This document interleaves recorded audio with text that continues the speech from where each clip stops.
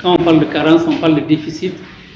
Et lorsqu'on applique au savoir, on parle de déficit en fait en termes de niveau, notamment des élèves, des étudiants, ou même d'autres personnes en fait qui sont supposées être ce qu'on peut appeler des intellectuels, donc des gens qui disposent d'un certain savoir. Alors ce qui l'explique, ça peut être d'abord un déficit de formation. Lorsque la formation est de mauvaise qualité, cela peut être un des facteurs explicatifs. Mais aussi il y a la paresse de l'apprenant, parce que lorsque l'apprenant se contente de ce que l'enseignant lui produit comme savoir, ça peut créer un déficit. Aussi il y a l'environnement qui peut impacter sur la qualité de la formation, et finalement sur le niveau de l'apprenant. Aussi il y a l'existence de tout un ensemble de dispositifs complémentaires, à la fois les cours de soutien, les échanges avec d'autres pairs, les émissions complémentaires qu'on peut suivre, les documentaires ou autres, les lectures qu'on peut faire, l'existence en fait des bibliothèques ou l'absence de bibliothèques. Donc tout cela peut avoir un impact finalement sur le niveau pour expliquer ce qui serait des facteurs explicatifs en fait de la carence. Alors je ne suis pas sûr que la carence domine la jeunesse.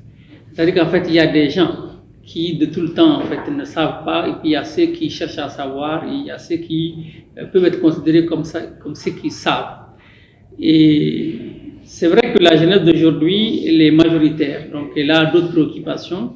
Elle ne sait peut-être pas forcément ce qu'on lui apprend à l'école, mais elle sait autre chose. Par exemple, vous utilisez aujourd'hui des caméras, ce sont des choses que vos enseignants ne savent peut-être pas forcément utiliser. Aujourd'hui, vous êtes très fort dans l'usage des nouvelles technologies de la communication de l'information de façon générale. Vous savez démonter les téléphones, réparer les téléphones. Vous avez énormément de compétences dans le domaine de chansons, dans le domaine du théâtre, dans le domaine de l'humour. Et ce sont des choses que vous avez souvent appris sur le tas dans votre génération. Et on ne peut pas, lorsqu'on est connaisseur de tout ça, qualifier les jeunes de carents intellectuels. Donc c'est une catégorie que je ne vais pas utiliser. Ceci dit, il y a un ensemble de jeunes qui ont été préoccupés par le gagne-pain quotidien, qui n'ont pas besoin de bénéficier d'un encadrement peut-être conséquent, et qui en fait sont à la quête d'autres perspectives, parce que les perspectives que l'école les offre ne les intéressent pas, parce que l'école ne garantit plus la mobilité sociale. Donc ils se rendent compte qu'il faut chercher d'autres moyens. Et donc cela les a détournés des livres, cela les a détournés de l'enseignement. Mais aussi ça peut être simplement l'environnement dans lequel ils ont grandi, qui est un environnement plutôt envahi par des médias, notamment qui diffusent d'autres images, d'autres rêves, donc à travers les émissions Bollywood. Donc ils font que bon, les jeunes en fait ont d'autres rêves, d'autres envies, d'autres désirs, ne veulent pas forcément en fait emboîter les pas aux aînés, qui eux ont passé leur temps en fait à être plus assidus à l'école et donc à dévorer des livres et à finalement avoir un certain niveau. Donc je considère simplement qu'il y a peut-être un déficit de prise en compte des préoccupations de la jeunesse, et les cours classiques, ou même la façon dont on donne les cours dans le niveau de toutes les écoles, c'est quelque chose qui fait que bon, les jeunes d'aujourd'hui ne sont pas forcément motivés à tirer.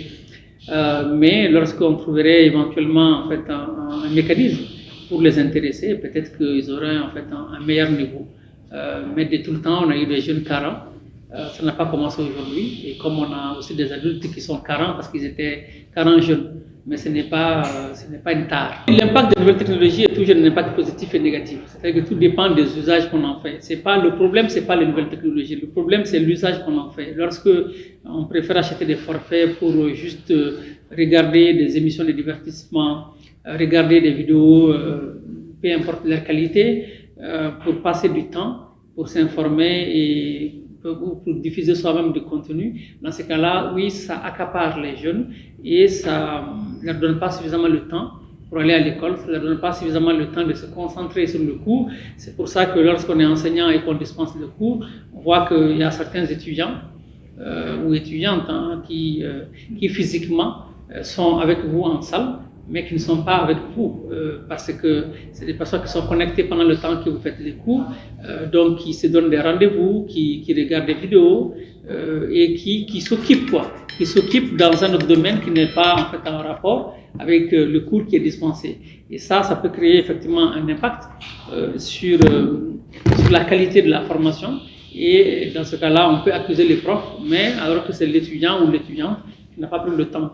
Mais ça peut s'observer aussi au niveau des classes primaires, comme ça peut s'observer au niveau des lycées. Donc c'est une problématique en fait importante en fait à prendre en compte, mais c'est pas le seul facteur qui explique pourquoi il y a une baisse de niveau. Parce qu'il y a aussi la qualité même des enseignants qui forment. Et comme j'ai dit aussi, il y a tous les outils qu'on utilise aussi pour enseigner, qui peuvent être des outils qui captivent ou qui ne captivent pas. Ça peut être l'inadaptabilité de la pédagogie, donc il y a un ensemble de choses. Mais comme si on donne des références aussi, si la documentation fait défaut, bon, il y a ça.